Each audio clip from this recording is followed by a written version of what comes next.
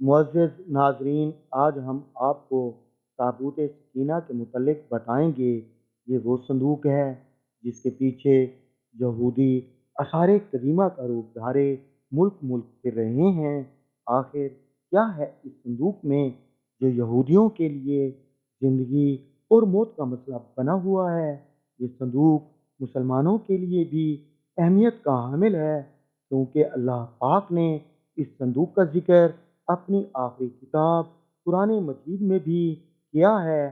اللہ تعالیٰ سورۃ بقرہ میں ارشاد فرماتے ہیں، ان کے نبی نے پھر ان سے کہا کہ اس کی بادشاہت کی ظاہری نشانی یہ ہے کہ تمہارے پاس وہ صندوق آ جائے گا جس میں تمہارے رب کی طرف سے دل جیمی ہے اور آل موسیٰ اور آل ہارون کا بقیہ ترکہ ہے۔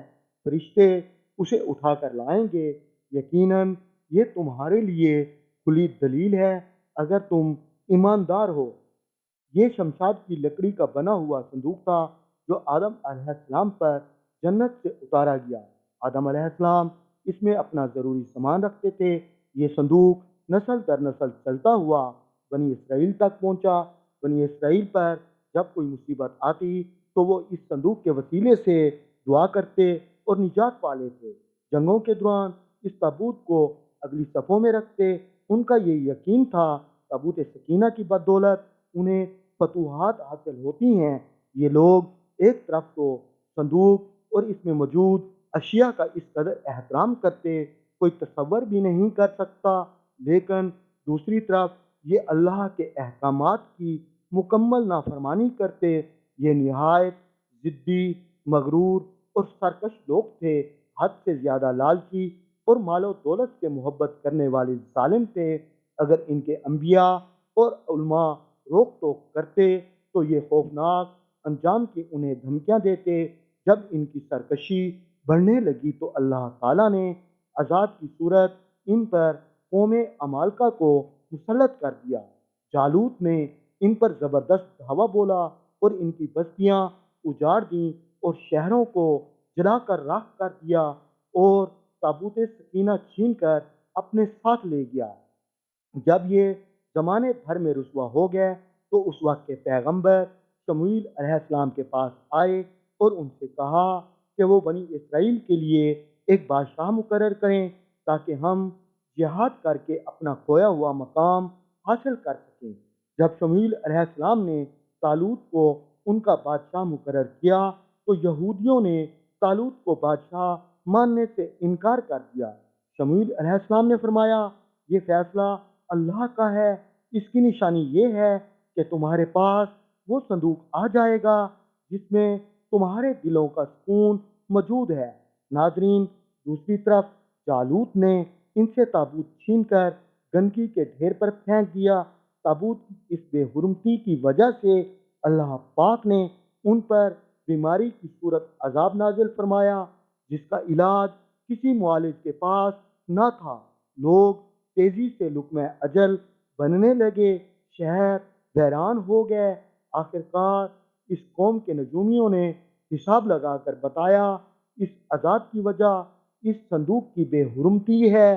چنانچہ انہوں نے یہ صندوق بیل گاڑی پر رکھ کر شہر سے باہر ہانک دیا۔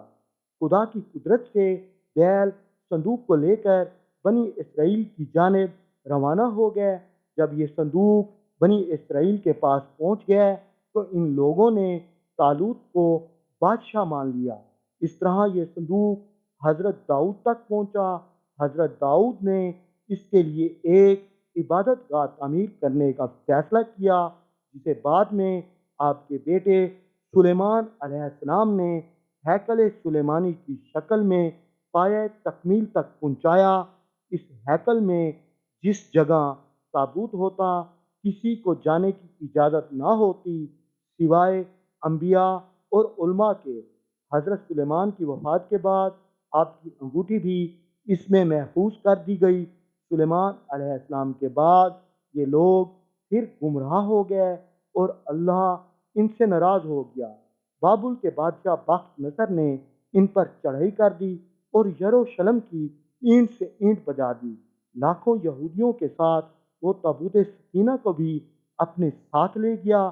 کئی دہائیوں بعد ایران کے بادشاہ سائرس اعظم نے انہیں رہائی دلائی اور ہیکل کو دوبارہ تعمیر کرنے کی اجازت دی، جسے بعد میں رومی جنرل نے دوبارہ تباہ کر دیا۔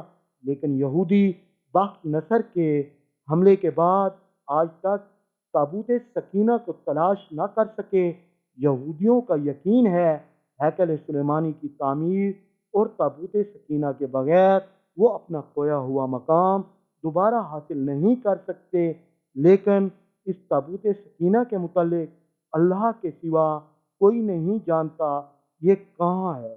ناظرین، اگر آپ کو ہماری یہ ویڈیو پسند آئے تو لائک، سبسکرائب کے ساتھ ساتھ سوشل میڈیا پر اپنے دوستوں کے ساتھ ضرور شیئر کریں۔